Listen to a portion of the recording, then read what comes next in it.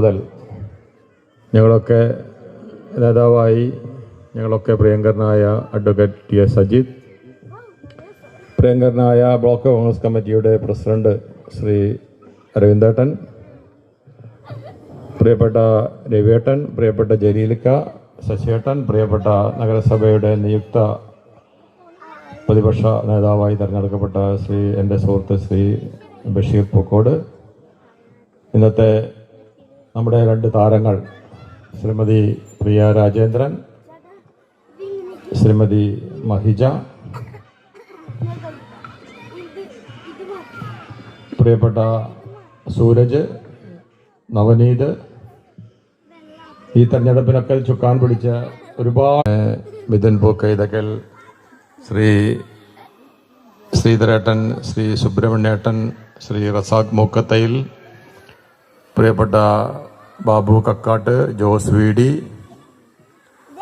അങ്ങനെ മുന്നിലിരിക്കുന്ന സ്വാഗതം പറഞ്ഞ ശ്രീ പ്രകാശൻ, അങ്ങനെ ഒരുപാട് ഇവിടെ ഇരിക്കുന്ന ഒരുപാട് ആളുകൾ നല്ല ഇലക്ഷൻ സമയത്തൊക്കെ തന്നെ സജീവമായി ഞങ്ങളോടൊപ്പം നിന്ന പ്രിയപ്പെട്ട മുഴുവൻ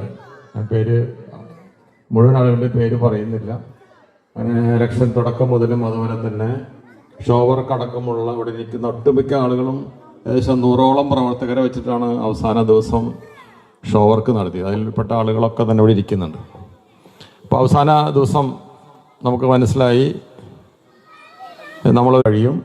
നമുക്കറിയാം, ഒരു അന്തിമഘട്ടം വരുമ്പോൾ ഇലക്ഷൻ കമ്മിറ്റിയുടെ തുടക്കക്കാരെന്ന നിലയ്ക്ക് തന്നെ ആ കമ്മിറ്റിയിൽ റിപ്പോർട്ടുകൾ ആഴ്ചയിൽ തന്നെ കൊടുത്തുകൊണ്ടിരിക്കണം. കൊടുക്കുമ്പോൾ രവേട്ടനോട് പറയും, രവേട്ടൻ അങ്ങനെ പറയും, ഓരോ കാര്യങ്ങൾ പറയുമ്പോൾ എന്തായാലും ഈ 2 വാർഡ് ഭൂരിപക്ഷം ഞാൻ ഇപ്പോൾ പറയണില്ല, ഭൂരിപക്ഷം ഞാൻ അവസാന സമയത്ത് പറയാം. എന്നിരുന്നാലും ഒരു 16-ാം വാർഡിൽ ചുരുങ്ങിയത് 100 വോട്ടിന് ഭൂരിപക്ഷം ഉണ്ടാവും.